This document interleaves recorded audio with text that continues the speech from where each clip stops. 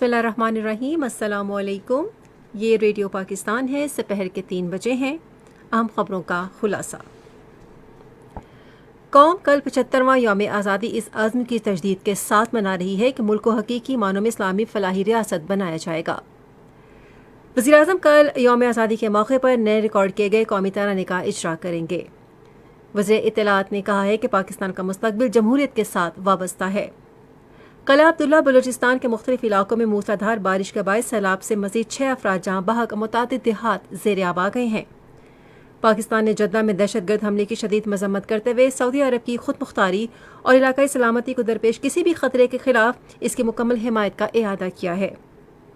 اور روس نے امریکہ پر زور دیا ہے کہ وہ افغانستان کے غیر قانونی طور پر منجمد عالمی اثاثے بحال کرے۔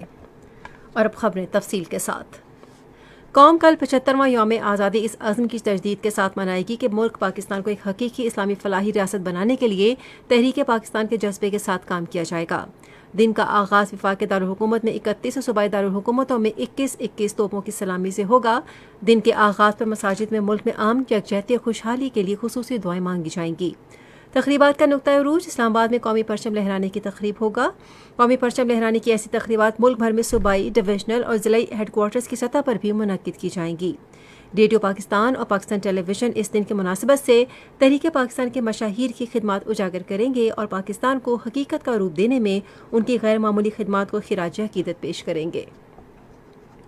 دوسری جانب ملک کے تمام شہروں میں شاہراہوں پر پرچم، بیج، سٹکرز، بڑوں اور بچوں کے لیے پرچمی لباس فروخت کرنے کے سٹالز لگائے گئے ہیں۔ مختلف سرکاری عمارتوں پر قومی پرچم لہرائے گئے ہیں، جبکہ بڑی سرکاری اور نجی عمارتوں کو رنگ برنگی روشنیوں سے مزین کیا گیا ہے۔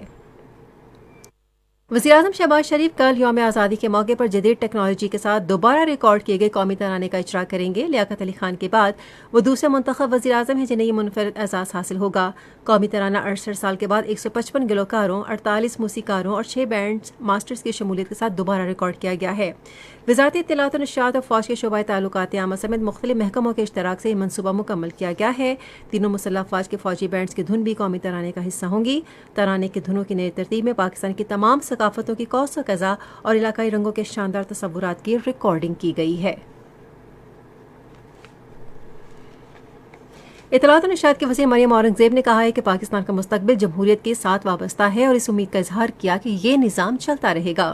آج اسلام آباد کے ڈی چوک پر پاکستانی پرچم کی پینٹنگ کی تقریب سے خطاب کرتے ہوئے انہوں نے کہا کہ جمہوری حکومتوں نے ملک کا دفاع ناقابل تسخیر بنانے کے لیے نمایاں کردار ادا کیا ہے۔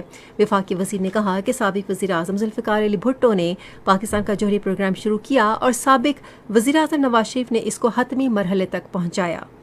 اطلاعات کے وزیر نے ڈائمنڈ جوبلی جشن کے موقع پر خصوصی نشریات اور شوز کا اہتمام کرنے پر ریڈیو پاکستان اور پاکستان ٹیلی ویژن اور نجی ذرائع ابلاغ کو سراہا۔ قومی پرچم پینٹ کرنے کے لیے مختلف اسکولوں کے بچوں نے حصہ لیا۔ اس موقع پر تمام صوبوں کے پولیس کے دستوں اور ایف سی نے مارچ پاسٹ کیا۔ خزانہ ڈویژن نے ملک کے 75ویں یوم آزادی کے موقع پر پاکستان کے 75 سالہ معاشی سفر کی دستاویز کا اجرا کیا ہے۔ اس کا مقصد پاکستان کی معاشی کامیابیوں کی کہانی کو واضح، بامعنی اور ترغیبی انداز میں پیش کرنا ہے۔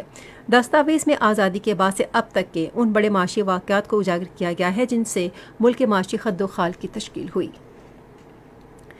پاک فضائیہ نے یوم آزادی کے موقع پر ایک نغمہ جاری کیا ہے۔ پاک فضائیہ کے ترجمان کے مطابق نغمے میں وطن کے دفاع کے لیے ہر گھڑی تیار اور چوکس رہنے والے پاک فضائیہ کے بہادر سپاہیوں کو خراج تحسین پیش کیا گیا ہے۔ نغمے میں اس بات کو بھی اجاگر کیا گیا ہے کہ پاک فضائیہ اپنی پیشہ ورانہ صلاحیتیں بڑھانے کے لیے خود انحصاری اور جدت کی طرف بڑھ رہی ہیں۔ یہ خبریں آپ ریڈیو پاکستان سے سن رہے ہیں۔ ذکر بلوچستان کی صورتحال کا۔ قلعہ عبداللہ بلوچستان کے مختلف علاقوں میں موسلادھار بارش کے باعث سیلاب سے مزید 6 افراد جاں بحق، متعدد دیہات زیر آب آ گئے ہیں۔ قدرتی آفات سے پیدا ہونے والی صورتحال سے نمٹنے کے صوبائی ادارے کے مطابق بارش سے ہونے والی اموات 182 ہو گئی ہیں، متعدد دیہات زیر آب آ گئے ہیں۔ قلعہ عبداللہ میں 3 ڈیم بہہ گئے ہیں جبکہ متعدد رابطہ سڑکیں تباہ ہو گئی ہیں۔ قلعہ عبداللہ میں 3 ڈیم بہنے کے بعد ہم دیکھ رہے ہیں کہ سیلابی پانی کے باعث گاڑیوں کی آمد و رفت بھی متاثر ہوئی ہے۔ بڑی تعداد میں مویشی ہلاک ہوئے ہیں جبکہ فصلیں اور باغات تباہ ہوئے ہیں۔ ضلع لسبیلا کے مختلف علاقوں میں رابطہ شاہراہوں کو پہنچنے والے نقصان کے باعث کوئٹہ اور کراچی کے درمیان ٹریفک بھی معطل ہے۔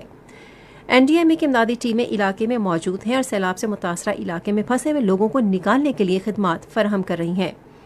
ادھر بلوچستان کے وزیر اعلیٰ عبدالقدوس بزنجو نے شدید بارشوں کے باعث قلعہ عبداللہ، چمن، لسویلا اور مسلم باغ میں بڑے پیمانے پر نقصانات پر تشویش کا اظہار کیا ہے۔ انہوں نے سیلاب سے متاثرہ علاقوں سے تعلق رکھنے والے عوامی نمائندوں اور ضلعی انتظامیہ سے رابطے کیے ہیں اور انہیں کہا ہے کہ وہ متاثرہ علاقوں کا دورہ کریں اور متاثرین کو تمام ممکنہ مدد فراہم کی جائے۔ ایک بیان میں وزیر اعلیٰ نے سیلاب میں پھنسے ہوئے لوگوں کو جلد نکالنے کی ہدایت کی۔ پاکستان نے جدہ میں ہونے والی دہشت گردی کے حالیہ واقعے کی شدید مذمت کی ہے، جس میں ایک پاکستانی سمیت متعدد افراد زخمی ہو گئے ہیں۔ دفتر خارجہ کے ترجمان عاصم افتخار احمد نے آج ایک بیان میں کہا کہ ہم اس واقعے میں زخمی ہونے والوں کی جلد صحت یابی کے لیے دعا گو ہیں۔ انہوں نے کہا کہ پاکستان کی حکومت اور عوام سعودی عرب کی خود مختاری اور علاقائی سالمیت کے خلاف کسی بھی خطرے کی صورت میں سعودی عرب کی قیادت، حکومت اور برادر عوام کی مکمل حمایت کا اعادہ کرتے ہیں۔ روس نے افغانستان میں موجودہ صورتحال کو ناقابل قبول قرار دیتے ہوئے امریکہ پر زور دیا ہے کہ وہ اس کے تمام عالمی اثاثے بحال کرے۔ امریکہ میں روس کے سفارت خانے نے کہا کہ یہ بات ناقابل قبول ہے کہ افغانستان کے عوام کی ملکیت مالیاتی اثاثے غیر قانونی طور پر منجمد رکھے جائیں۔ روس کے سفارت خانے نے کہا کہ افغانستان کے عوام ناقابل بیان سماجی اور معاشی بحران سے گزر رہے ہیں اور امریکہ کے اقدامات سے صرف ان کی مشکلات میں اضافہ ہو رہا ہے اور بدترین انسانی المیہ جنم لے رہا ہے۔ روسی بیان میں کہا گیا کہ روس اکنامک اور پالیسی ریسرچ سینٹر کی طرف سے شائع کیے گئے مراسلے کی، جس پر 70 سے زائد ماہر معاشیات کے دستخط ہیں، حمایت کرتا ہے، جس میں سینٹرل بینک آف افغانستان کے تمام عالمی اثاثے بحال کرنے پر زور دیا گیا ہے۔ کشمیر پریمیئر لیگ کا دوسرا ایڈیشن آج آزاد کشمیر کے دارالحکومت مظفر آباد میں شروع ہو رہا ہے۔ ٹورنامنٹ میں 7 ٹیمیں حصہ لے رہی ہیں، جن میں Muzaffarabad Tigers, Hawks, Jambaz, Mirpur Royals, Stallions, Quetta Lions اور اوورسیز واریئرز شامل ہیں۔ افتتاحی میچ آج دفاعی چیمپئن راولاکوٹ ہاکس اور جموں جامباز کے درمیان کھیلا جائے گا۔ موسم کی صورتحال۔ محکمہ موسمیات کی پیش گوئی کے مطابق آئندہ 12 گھنٹے کے دوران سندھ کے بعض علاقوں، بلوچستان، کشمیر، جنوبی پنجاب، خیبر پختونخوا اور گلگت بلتستان میں کہیں کہیں تیز ہوائیں چلنے اور گرج چمک کے ساتھ بارش کا امکان ہے۔ اس عرصے کے دوران سندھ اور بلوچستان میں شدید بارش بھی متوقع ہے۔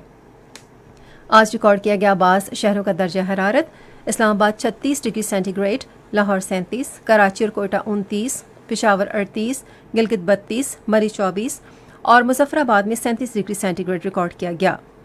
محکمہ موسمیات کی پیش گوئی کے مطابق بھارت کے غیر قانونی زیر قبضہ جموں کشمیر میں سری نگر، لیہ، بارامولہ، اننت ناگ اور شوپیاں میں مطلع جزوی طور پر ابر آلود رہنے اور گرج چمک کے ساتھ بارش کا امکان ہے۔